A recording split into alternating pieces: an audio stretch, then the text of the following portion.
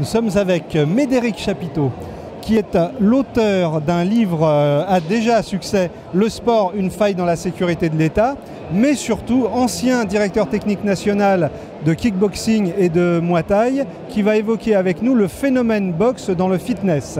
Médéric, comment se fait-il que la boxe s'empare du fitness ou le contraire?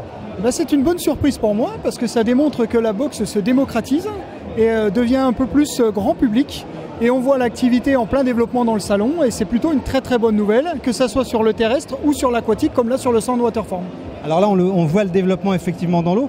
Qu'est-ce que ça emprunte vraiment à la boxe? Est-ce que c'est fictif? Est-ce que c'est pour ludique ou pour s'amuser? Ou est-ce que c'est sont vraiment des techniques de boxe?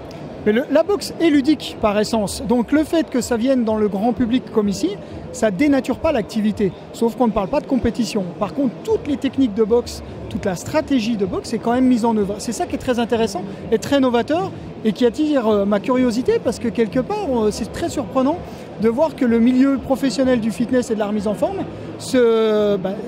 ose s'associer, je dis ose volontairement, s'associer à l'image soi-disant sulfureuse de la boxe.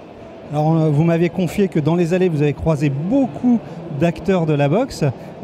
Qu'est-ce qu'ils ont comme idée lorsqu'ils visitent ce salon? Je pense que justement, ça tourne autour de la professionnalisation. Depuis plusieurs années, on voit beaucoup la professionnalisation arriver sur la boxe. Et le fait de voir cet engouement du secteur professionnel du salon, les gens viennent essayer soit de proposer leurs compétences, soit de voir qu'est-ce qu'ils vont pouvoir faire eux-mêmes avec leur propre structure. Bon, donc une bonne nouvelle. Un petit mot sur votre livre qui est déjà un succès de vente et de littérature.